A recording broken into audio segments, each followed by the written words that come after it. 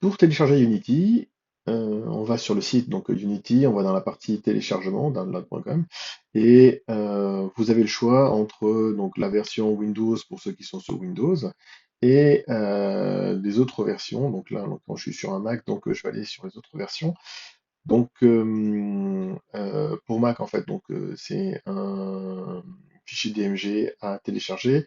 Sous Linux, donc c'est un peu différent. Il faudra forcément passer par le terminal et bien voir en fait que ça peut être installé que sur CentOS ou Debian, enfin Ubuntu, pardon, CentOS ou Ubuntu.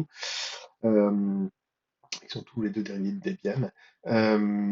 Mais du coup, voilà, donc Unity est disponible que pour ces versions-là en fait de Linux. Donc si vous l'avez pas, il faudra installer une machine virtuelle et faire l'install en fait via l'un de ces deux OS. Nous, en l'occurrence, donc on va regarder donc sur Mac, donc on va télécharger l'archive Mac, donc ce que j'ai déjà fait à vrai dire en fait, donc je vais juste aller la chercher et donc je vais la lancer, voilà, je l'exécute. Donc c'est le Unity Hub que je vais donc mettre dans les applications parce que ça prend un petit peu de temps, voilà. Une fois qu'il a fini la copie, je vais sur Unity Hub et je vais lancer Unity. Voilà, donc j'autorise le lancement.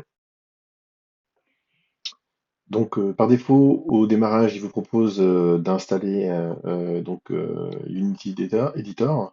Donc moi, la version qu'il propose d'installer, c'est la version Intel LTS par défaut. Et donc du coup, moi, je vais être obligé de modifier ça parce que j'ai un MacBook Air M1. Et donc du coup, il va falloir que j'installe la version pour Apple Silicon. Alors, voilà, donc j'ai fait l'install. La seule chose, c'est que donc par défaut, il m'a installé dès le départ en fait la version Intel en fait, mais je n'ai pas un Mac Intel, donc j'ai un Mac Apple Silicon. Donc il a fallu que je rajoute l'installation pour les Apple Silicon, donc il se trouve ici en fait, quand on installe des éditeurs, d'accord? Ça se trouve à cet endroit-là. C'est cette version qu'il faut installer. Donc du coup, celle-ci, moi, j'en ai pas besoin en fait, donc je vais pouvoir la supprimer en venant cliquer sur petite icône ici en faisant désinstaller. D'accord. Et si on a besoin en fait d'installer des modules, eh bien il suffit de cliquer sur la petite roue en fait ici, d'ajouter le module et rajouter ce dont on a besoin. Donc moi donc le Visual Studio pour Mac il est déjà installé en fait. Et il m'a bien installé, donc on voit que c'est en grisé, donc le Linux Build Support, le Mac, WebGL en fait, et le Windows Build Support. Donc là j'ai bien tout ce qu'il faut.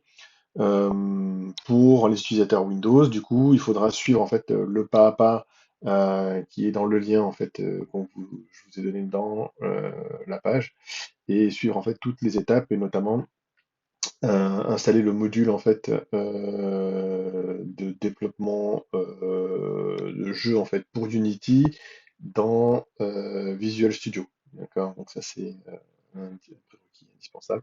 Donc, il suffit de suivre en fait le tuto en fait hein, qui est bien expliqué toutes les étapes. Si vous avez du mal avec l'anglais en fait, ben, n'hésitez pas à utiliser Google Translate, d'accord? Donc vous faites translate.google.com, voilà.